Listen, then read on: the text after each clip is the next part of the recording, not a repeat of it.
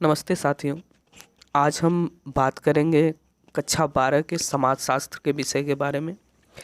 आज हम कक्षा 12 से कुछ चुनिंदा बहुविकल्पी प्रश्नों को लेकर आए हैं जो आपको एग्ज़ाम में अच्छे नंबर दिला सकते हैं। अगर आपने 10 में 10 कर लिया तो ये 10 नंबर आपके फिक्स हो जाएंगे। कुछ ऐसे ही क्वेश्चन लेकर आए हैं और उसकी हम आपको प्रैक्टिस कराएंगे जो आपको एग्ज़ाम में बहुत ही काम देने वाले हैं। समय काफ़ी कम बचा है। आप जितनी अच्छी से तैयारी कर सकते हैं, जितनी अच्छी तरह से लिख सकते हैं, आप लिखिए। हम अपनी तरफ से पूरी कोशिश करेंगे आपको पूरी तरह से संतुष्ट करने के लिए। अगर आपको कोई भी प्रश्न नहीं आता है तो आप हमें कमेंट करके ज़रूर बताइए। हम कोशिश करेंगे आपको उस विषय पर वीडियो बनाने की। चलिए शुरू करते हैं। तो हम आपके लिए 2020 का प्रश्न पत्र से कुछ चुनिंदा बहुविकल्पी प्रश्नों को लेकर आए हैं, जिसमें आप देख रहे हैं कि पहला जो क्वेश्चन है, सत्य शोधक समाज की स्थापना किसने की। यह पहला क्वेश्चन है कि सत्य शोधक समाज की स्थापना किसने की। आपके सामने ऑप्शन है, तो इसमें आपका सही जो ऑप्शन है वो है ज्योतिबा फूले। ज्योतिबा फूले ने 1873 में सत्य शोधक समाज की स्थापना की थी। इन्होंने इस समाज के माध्यम से जाति व्यवस्था और समाज की अनेक कुरीतियों को ख़त्म करने का प्रयास किया था और समाज में जो अपृष्ट लोग हैं, छोटे जाति के लोग हैं, उन्हें बढ़ाने के लिए इस समाज की स्थापना की, सत्य शोधक समाज की स्थापना की। चलिए अगला क्वेश्चन देखते हैं। तो 2011 की जनगणना के अनुसार भारत की कुल कितनी जनसंख्या थी। आपके ऑप्शन देखिए और इसमें आपका सही जो आंसर है वो है 121 करोड़। 2011 की जनगणना के अनुसार 121 करोड़ जनसंख्या थी।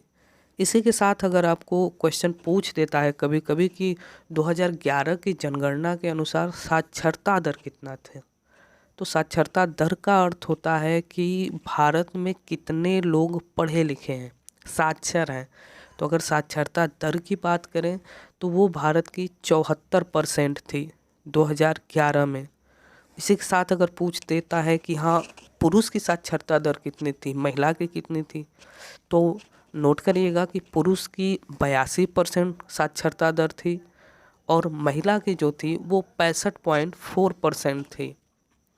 और इसी के साथ अगर आपका कभी कभी क्वेश्चन दे देता है कि हाँ साक्षरता दर सबसे अधिक किस राज्य में थी और किस राज्य में सबसे कम थी, तो उस विषय में हम केरल में सबसे अधिक थी और बिहार में सबसे कम साक्षरता दर थी 2011 के आंकड़े के अनुसार।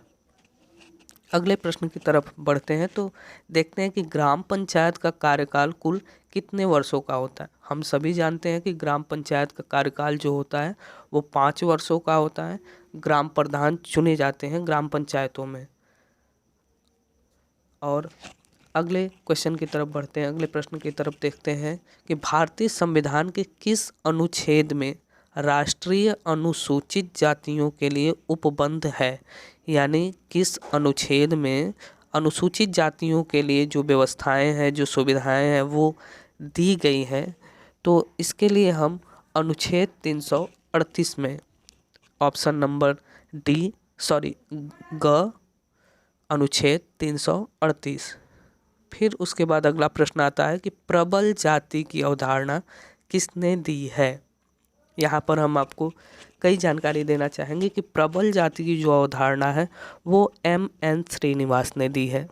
M.N. श्रीनिवास। अब कभी कभी पूछ देता है कि M.N. श्रीनिवास का पूरा नाम बताइए, ये पूछ देता है। तो M.N. श्रीनिवास का पूरा नाम नोट करिएगा बच्चों कि मैसूर नरसिम्हाचार था। मैसूर नरसिम्हाचार ये इनका पूरा नाम था। इन्होंने प्रबल जाति की अवधारणा, संस्कृतिकरण की अवधारणा, पश्चिमीकरण की अवधारणा और आधुनिकीकरण जैसे कई अवधारणाएं दी थी। प्रबल जाति की अवधारणा M.N. श्रीनिवास, संस्कृतिकरण की अवधारणा M.N. श्रीनिवास, पश्चिमीकरण की जो अवधारणा वो भी M.N. श्रीनिवास ने दी थी। और इन सब को कहाँ दिया था इन्होंने, तो इनकी एक पुस्तक आई थी जिसे जिसमें इन्होंने बताया था, वो पुस्तक का नाम था caste in modern India. Note कर लीजिएगा, कास्ट इन मॉडर्न इंडिया में ये जो है इन सभी बातों को, इन सभी अवधारणाओं को M.N. श्रीनिवास यानी मैसूर नरसिम्हाचार्य ने दिया था। समझ में आया? आगे बढ़ते हैं अगले प्रश्न की तरफ। तो अगला प्रश्न है an essay on the principle of population पुस्तक के लेखक कौन हैं? An essay on principle of population पुस्तक के लेखक कौन हैं? तो इस पुस्तक के लेखक हैं माल्थस। अगर हम माल्थस के बारे में बात करें तो माल्थस का पूरा नाम पूछे बाबू तो आप रॉबर्ट माल्थस था, और इनकी जो पुस्तक है उसका प्रकाशन 1798 में, इस पुस्तक का प्रकाशन 1798 में हुआ था। ये याद रखिएगा, दीर्घ उत्तरी प्रश्न में माल्थस का सिद्धांत अवश्य आ सकता है। आपके पाठ 2 में है जनसंख्या के सिद्धांत में माल्थस का सिद्धांत अवश्य आ सकता है। इम्पोर्टेंट क्वेश्चन है, उसे आप देखते रहिएगा। अगला प्रश्न की तरफ बढ़ते हैं। तो अगला प्रश्न है दहेज निरोधक अधिनियम कब पारित हुआ? ये अधिनियम 1955 में जो है पारित हुआ। क इसका आंसर होगा। अगले प्रश्न की तरफ बढ़ें तो द पायनियर नामक समाचार पत्र का प्रकाशन किस शहर में किया गया? तो बात कर रहे हैं अगर इसकी, तो इसका सही आंसर जो है वो कोलकाता है। कोलकाता में सबसे पहले इसका प्रकाशन किया गया था। अगले प्रश्न को देखते हैं। तो उदारीकरण का संबंध है शैक्षिक नीति से, सामाजिक नीति से, उपनिवेशवादी नीति से, आर्थिक नीतिगत निर्णयों से। सबसे पहले हम अगर उदारीकरण को समझें तो बाबू उदारीकरण होता है उदार से। उदार का मतलब स्वभाव में थोड़ा जो नरम हो।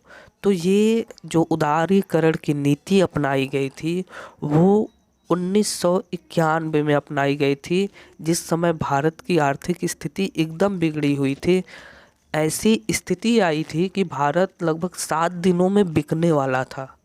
उस समय माननीय मनमोहन सिंह जी ने उस समय उदारीकरण की नीति अपनाई, जिसमें प्राइवेट सेक्टर की कंपनियों को, प्राइवेट सेक्टर के लोगों को काम करने के लिए आज़ादी दी गई। उनके टैक्स में कुछ कमी की गई ताकि उनका प्राइवेट जो है लोग पढ़ें, भारत में कंपनियां आए, जिससे आर्थिक नीतिगत निर्णय को कहा गया कि आर्थिक नीतिगत निर्णय इससे लिया गया है। इसका घ सही होगा, आर्थिक स्थिति को सुधारने के लिए यह निर्णय लिया गया था। तो इसका घ होगा कि आर्थिक नीतिगत निर्णय कब लिया गया था? 1991 में। अगला है कि किसके प्रयासों से सती प्रथा का अंत हुआ? ये क्वेश्चन बनता है आपका कि किसके प्रभाव से सती प्रथा का अंत हुआ। सती प्रथा आप सभी लोग जानते हैं, जिसमें महिलाओं को उनके पति के मृत्यु के बाद जला दिया जाता था। तो इसका घोर विरोध किया था राजा राम मोहन राय ने। क सही है, राजा राम मोहन राय ने। राजा राम मोहन राय ने 4 दिसंबर 1829 में सती प्रथा का अंत कर दिया पूर्णतः से। इन्होंने उसी समय एक ब्रह्म समाज की स्थापना की थी। 1 साल पहले उससे ब्रह्म समाज की स्थापना किसने की बाबू? राजा राम मोहन राय ने की। किसने की? राजा राम मोहन राय ने की 20 अगस्त 1828 में। अगर पूछते क्वेश्चन कि ब्रह्म समाज की स्थापना कब हुई? 20 अगस्त 1828 में ब्रह्म समाज की स्थापना हुई। ब्रह्म समाज की स्थापना किसने की? राजा राम मोहन राय ने की। किसने की? राजा राम मोहन राय ने की। सती प्रथा का अंत कब हुआ? 4 दिसंबर 1829 में हुआ। किसके द्वारा हुआ? किसने किया? राजा राम मोहन राय ने किया। कई क्वेश्चन बन सकते हैं एक ही प्रश्न से, आप अगर जानते रहेंगे तो आसानी से कर सकते हैं। आगे बढ़ते हैं। अगला जो प्रश्न देखिए आ गया, संस्कृतिकरण शब्द की उत्पत्ति किसने की? पहले ही हमने बताया था, M.N. श्रीनिवास ने संस्कृतिकरण की जो है आधुनिकीकरण की बात की। अगला प्रश्न आपका आ गया कि भारत में जनसंख्या के अनुसार स्त्री पुरुष अनुपात कितना था? 2011 की जनगणना के अनुसार स्त्री पुरुष का अनुपात, जिसे हम लिंग अनुपात भी कह सकते हैं, वो था 1000 पुरुष पर 940 स्त्रियां। यानी 1000 पुरुष थे, उन पे 940 स्त्रियां जो है वो थी। अगला प्रश्न की तरफ बढ़ते हैं। तो अगला प्रश्न है, संविधान के किस संशोधन में पहली बार पंचायती राज को संवैधानिक परिस्थिति प्रदान की गई? यानी पंचायती राज को माना गया, तो ये माना गया 73वें संशोधन में। याद करिएगा बाबू, 73वें संशोधन में संविधान में पंचायती राज को लाया गया। पंचायती राज लाने के बाद महिलाओं को 33% आरक्षण देने की भी बात 33वें संशोधन में कहा गया। संविधान के 73वें संशोधन में ये कहा गया, एकदम याद रखिएगा। फिर ऑल इंडिया किसान सभा का उदय कब हुआ? तो ये होता है 1936 में। 1936 में ऑल इंडिया किसान सभा का उदय होता है। देखिए फिर क्वेश्चन आ गया, M.N. श्रीनिवास का पूरा नाम हमने पहले ही बताया था, मैसूर नरसिम्हाचार्य श्रीनिवास इनका पूरा नाम है। बुक इन्होंने कौन सी लिखी है? Caste in modern India. और social change in modern India भी इनकी पुस्तक है, social change in modern India. फिर अगला प्रश्न दिया है, राष्ट्रवाद का जन्म किसके परिणाम स्वरूप हुआ? राष्ट्रवाद का जन्म किसके परिणाम स्वरूप हुआ?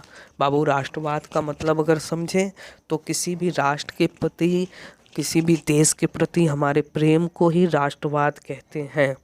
और ये चीज़ उत्पन्न होती है उपनिवेशवाद से।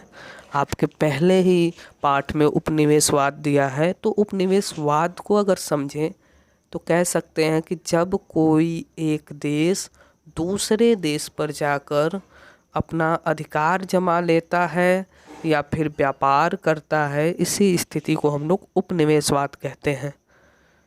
कोई देश दूसरे देश में जाकर या तो व्यापार करता है या तो ज़बरदस्ती उसे अपने कब्जे में ले लेता है, जिसके कारण उपनिवेशवाद जो है जन्म लेता है। उसी को उपनिवेशवाद कहते हैं। और ये भारत में कब हुआ? जब अंग्रेज़ों ने हमारे यहाँ कब्जा किया, तब राष्ट्रवाद जन्मा। लोगों के अंदर भावना आई कि हमें आज़ादी चाहिए, हम एक हैं, हमें देश चाहिए और कुछ नहीं चाहिए, हमें देश चाहिए। तो इसका आंसर सही होगा उपनिवेशवाद। चलिए फिर अगला है, भारत में वाणिज्यिक मोबाइल सेवाएं प्रारंभ हुई। वाणिज्यिक मोबाइल सेवाओं का मतलब होता है कि कॉमर्स, जो मोबाइल सेवाएं हैं, पैसे का लेन देन मोबाइल में कब शुरू हुआ? जैसे गूगल पे, फ़ोन पे, पेटीएम वगैरह, इन सब की जो शुरुआत होती है मोबाइल से, वो कब होती है? तो ये चीज़ है 1995 से। 1995 से मोबाइल सेवाओं, मोबाइल के द्वारा जो है खरीदारी, मोबाइल के द्वारा लेन देन, इन सब की प्रक्रिया जो है शुरू होती है। बाद में कई तरह के ऐप का विकास होता है। फिर अगला क्वेश्चन दिया है बाबू, मजदूर संघ की स्थापना किसने की? तो इसकी स्थापना बीपी वाडिया ने किया था 1918 में। याद रखिएगा, बीपी वाडिया ने किया था 1918 में। और मद्रास मजदूर संघ के नाम से जो है इन्होंने पहला संघ बनाया था। ये भारत का आधुनिक संघ माना जाता है। ये भारत का आधुनिक संघ माना जाता है, जिसे बीपी वाडिया ने 1918 में बनाया था। बाबू, अगर आप ये सब पढ़ लेते हैं, एग्ज़ाम में 100% आने वाला है। 10 क्वेश्चन अगर आप कर लेते हैं तो वो 10 नंबर आपके कहीं नहीं जाने वाले। फिर आ गया, ब्रह्म समाज की स्थापना कब हुई? पीछे हमने बताया था राजा राम मोहन राय ने कब की थी भाई ब्रह्म समाज की स्थापना? 1828 में। राजा राम मोहन राय, ब्रह्म समाज, याद रखिए। फिर अगला प्रश्न आता है कि किसने कहा कि राज्य एक ऐसा निकाय होता है जो एक विषय क्षेत्र में विधि सम्मत एकाधिकार का सफलतापूर्वक दावा करता है? ऐसा कहा था मैक्स वेबर ने। वेबर का जो है सिद्धांत आप पढ़ेंगे, उसमें राज्य के बारे में उन्होंने कहा था कि राज्य एक ऐसा निकाय होता है जो एक विषय क्षेत्र में विधि सम्मत एकाधिकार का सफलतापूर्वक दावा करता है। राज्य के बारे में पीछे पार्ट में पढ़ना है। तो इस तरह ये क्वेश्चन है। आज हमने 20 क्वेश्चन को बताया। आगे अगर आपको वीडियो अच्छा लगता है, आपको और क्वेश्चन पढ़ने हैं तो आप कमेंट कर सकते हैं। इसके अलावा आपको अगर विस्तृत क्वेश्चन पढ़ने हैं तब भी आप कमेंट कर सकते हैं। कुछ क्वेश्चन आपको हम देते हुए जाते हैं, आप उसे लर्न करिएगा। अगर आंसर नहीं आता है तो आप हमें जो है कमेंट करके बताइए। अगर आपको आंसर भी देना है तो कमेंट में बता सकते हैं। आज के लिए इतना ही। मस्त रहिए, स्वस्थ रहिए, पढ़ते रहिए।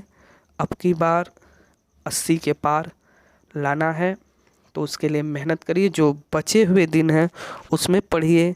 लिखने की शैली क्या होती है, किस तरह हेडिंग, कॉमा ये सब देते हैं।